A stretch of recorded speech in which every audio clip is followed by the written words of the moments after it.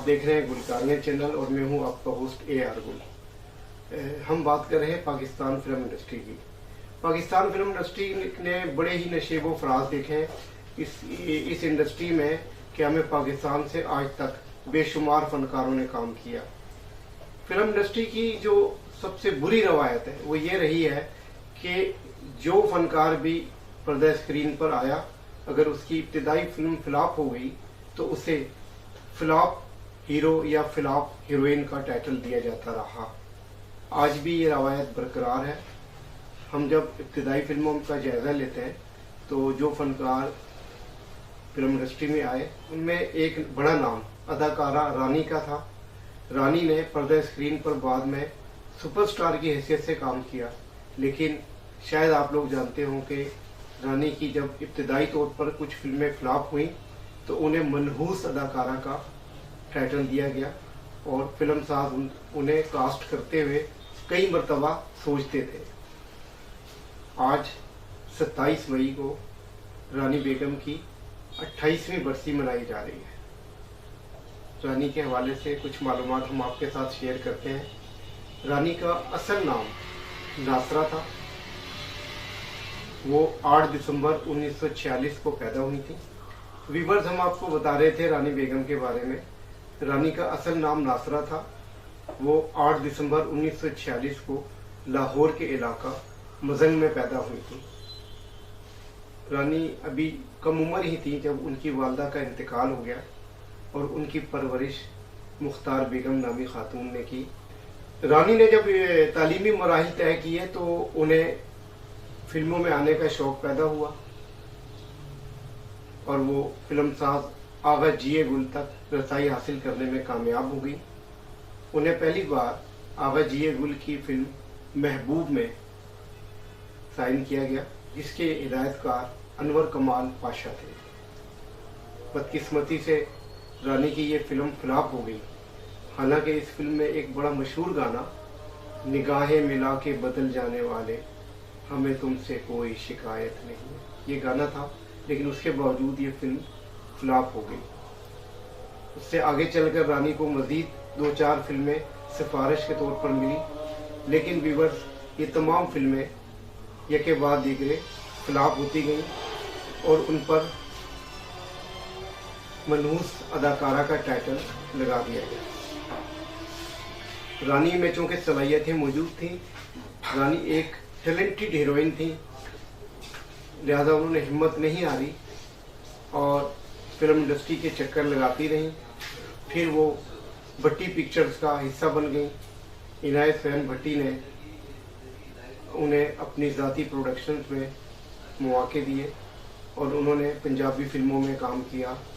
इन फिल्मों में रानी की जो पंजाबी फिल्में हैं उनमें दुनिया मतलब दी, जिंद जान, सज्जन प्यारा वगैरह शामिल थी। रानी को असल शोहरत हिदायतकार हसन तारिक की उर्दू फिल्म अंजुमन से मिली।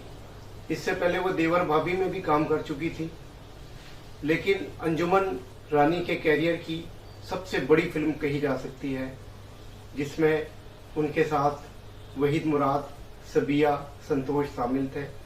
रानी की इस फिल्म में गुलकारा रूना रैना की आवाज़ में जो नगमात शामिल थे वो सब सुपर हिट हुए, जिनमें आप दिल की अंजुमन में हुस्न बनकर आ गए आज तक क्लासिक में शुमार किया जाता है।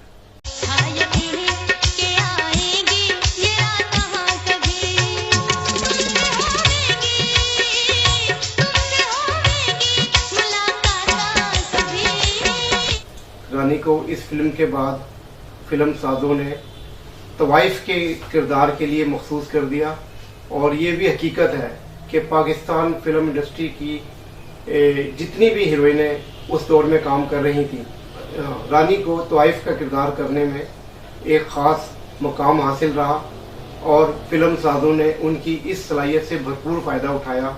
आगे चलकर रानी पर इस किरदार के हवाले से रानी को जो फिल्में दी गईं उनमें उमराव जान अदा, सुरैया भोपाली और दीगर फिल्में शामिल हैं। रानी की फिल्मी जोड़ी वहीद मुराद और शाहिद के साथ सबसे ज़्यादा पसंद की गई। उन्होंने 200 से ज़ायद फिल्मों में काम किया। उनकी बेहतरीन फिल्मों में बेगम जान, सीता मरियम, मार्गरेट, तहजीब और दीगर फिल्में शामिल हैं। रानी ने पर्दा स्क्रीन पर जितनी मकबूलियत हासिल की और जिस तरह एक सुपरस्टार की हैसियत से प्रोटोकॉल हासिल किया, बेशुमार लाखों की तादाद में पुरस्कार बनाए, वहाँ ये भी हकीकत है कि उनकी अस्तवाजी ज़िंदगी तलखियों का शिकार रही। रानी ने पहली शादी हसन तारिक से अंडरस्टैंडिंग के बाद की, जिनसे उनकी एक बेटी राबिया पैदा हुई, लेकिन ये शादी कुछ अरसे बाद ख़त्म हो गई।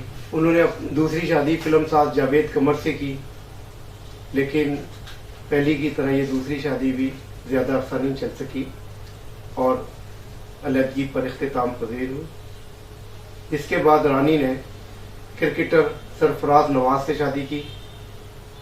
उस दौर में रानी का तूती बोल रहा था। सरफराज नवाज भी क्रिकेट की तरफ से हीरो थे। जब ये शादी कुछ अर्सा चली तो रानी को कैंसर जैसे मुज़ी मर्ज ने आ घेरा। कैंसर एक ऐसी बीमारी है जिसका शिकार पाकिस्तान फिल्म इंडस्ट्री में बेशुमार शख्सियात हुई, जिनमें एक बड़ा नाम रहा शाहिद मरूम का था। वो भी कैंसर की वजह से ये दुनिया छोड़ गए। इसके अलावा ताहिरा नकवी, मदिया गोवर, रुखसाना नूर और दीगर बेशुमार लोग ऐसे हैं फनकार जो कैंसर की वजह से दुनिया से रुखसत हो गए। रानी को जब कैंसर हुआ तो सरफराज नवाज ने भी उनसे दूरी इख्तियार कर ली, जिसका रानी को बेहद दुख हुआ